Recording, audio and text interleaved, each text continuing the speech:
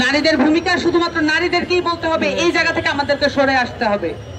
আমাদেরকে অবশ্যই দেখতে হবে আমাদের পুরুষ সহযোদ্ধারা এবং আমাদেরকে সহ নাগরিক যারা আছেন পুরুষ, তাদের জায়গা থেকে আমাদেরকে দেখতে পারতে হবে তারা কি ধরনের উদ্যোগ গ্রহণ করেন, এবং সেই সাথে রাষ্ট্রীয় কাঠামোর জায়গা থেকে আমাদেরকে সজাগ এবং সচেষ্ট থাকতে হবে যাতে এই কাঠামো আমাদের সাথে প্রতারণামূলক আর কোনো আচরণ করতে না পারে। এবং সেই সাথে আমরা আমাদের এই রাষ্ট্র পুনর্গঠনের যে স্বপ্ন দেখতে চাচ্ছি, সেই সাথে এইখানে যে রাজনৈতিক জায়গাগুলো আছে নারীদেরকে এখানে নেতৃত্ব হিসেবে উঠে আসার জন্য, ঘুরে দাঁড়ানোর জন্য যেই জায়গাগুলো করে দেওয়া প্রয়োজন, সেটা পুরো উল্টো দিকে পুরো রাজনৈতিক কাঠামো চলছে, পুরো রাজনৈতিক সিস্টেম এটার উল্টো দিকে চলছে।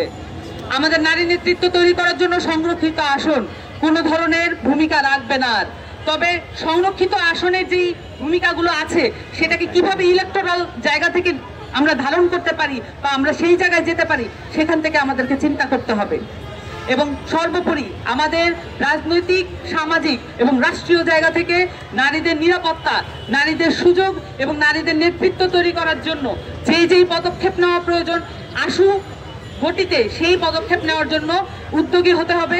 এখানে যে নারী কমিশন গঠন করা হয়েছে, আমরা দ্রুততম সময়ের মধ্যে নারী কমিশনের প্রপোজালগুলো দেখতে চাই, এবং সেই সাথে নারী কমিশনে যাতে রাজনৈতিক দলগুলোর প্রপোজালও আমরা ওপেনলি দেখতে চাই যে নারীদের প্রতি তাদের দৃষ্টিভঙ্গি কি, এটা তাদেরকে পরিষ্কার করতে হবে।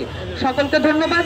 আমাদের বিক্ষোভ সমাবেশ এখানেই সমাপ্ত ঘোষণা করছি, কিন্তু সন্ধ্যা 7টার সময় ইফতারের অবহিত পরেই আমরা আমাদের যে ছোট বোন আসিয়া, যিনি ঢাকা মেডিকেলে মুমূর্ষু অবস্থায় আছেন, সেখানে আমরা আমাদের পক্ষ থেকে, এনসিপির পক্ষ থেকে আমরা তাদেরকে সহমর্মিতা জানানো এবং তাকে দেখতে এবং তাকে সেই সহানুভূতি এবং সেই সহানুভূতি জানানোর জন্য আমরা উপস্থিত থাকব।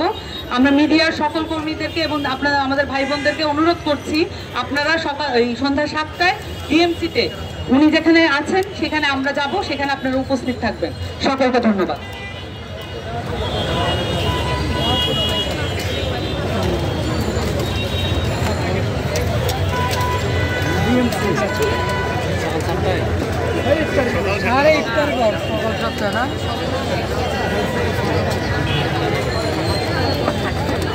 ঢাকা মেডিকেল,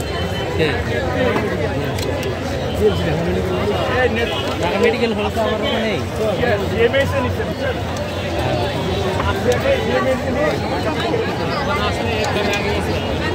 ঢাকা মেডিকেল না,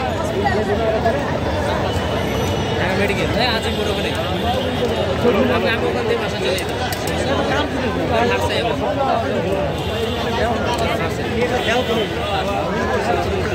আর ইফতারি আছে।